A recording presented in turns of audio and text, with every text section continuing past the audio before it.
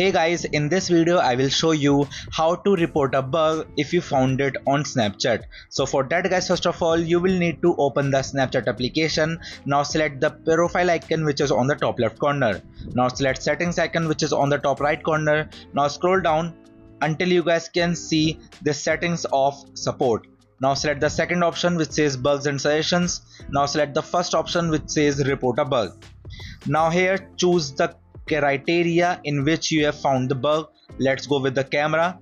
Now here you need to tell the details about that bug to Snapchat team. After that you need to select on add attachment and you need to attach the screenshots of that bug.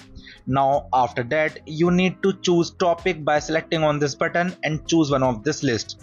Now get back to this page and here you need to select on submit button which is on the bottom side of the screen.